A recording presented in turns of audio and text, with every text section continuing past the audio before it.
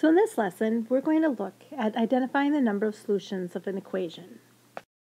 All right, so how to identify the number of solutions of an equation? Solve the equation if possible.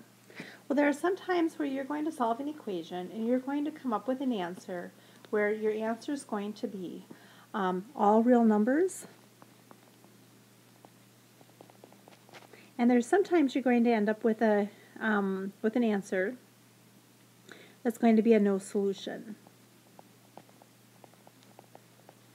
All right, so let's go ahead and solve these two equations. First of all, we're going to simplify on each side. 4 times 3 is 12x, and 4 times negative 2 is minus 8, or negative 8. And I've got 12x plus 2. All right, so let's go ahead by canceling out our variables first. So I'm going to minus 12x minus 12x. This cancels out. Well, this also cancels out over here, leaving me with a negative 8 is equal to 2. Well, since negative 8 is not equal to 2, our answer to this one is going to be a no solution. All right. Our next situation, all right, I'm going to simplify. I've got 16x minus 20 is equal to 16x minus 20 once I distribute. All right, so now let's start out by canceling out our variables.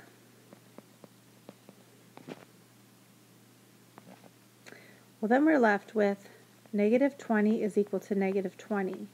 And because negative 20 is equal to negative 20, the answer to this is going to be all real numbers.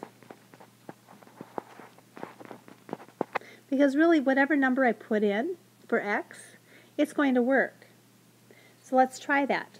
Let's just pick the number 5, for example. If I took 4 times 5 minus 5, that's going to be equal to 2 times 8 times 5 minus 10.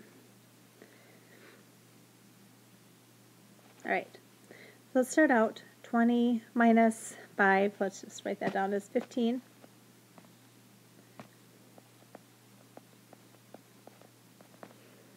And so 2 times 8 times 8 times 5 is 40. 40 minus 10 is 30. So 4 times 15 is 60. And 2 times 30 is equal to 60. So it does not matter what number you're going to pick. You could pick any number. I could put in 2 or 4.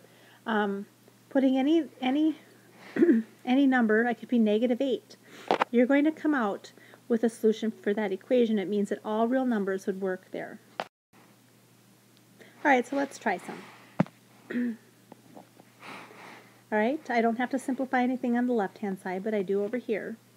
9x plus 27 is equal to 9x plus 12. All right? So again, let's cancel out our variables first. Minus 9x minus 9x. I'm left with 12 is equal to 27. Well, is 12 equal to 27? No, so it's a no solution. All right, let's look at our next one. 7w plus 1 is equal to 8w plus 1. All right, so let's go ahead. We're going to cancel out. All right, that cancels out. I'm left with 1 is equal to 1w, or just w, plus 1. So I'm going to minus 1, minus 1. Oh, okay, well, w is going to be equal to 0. Oops.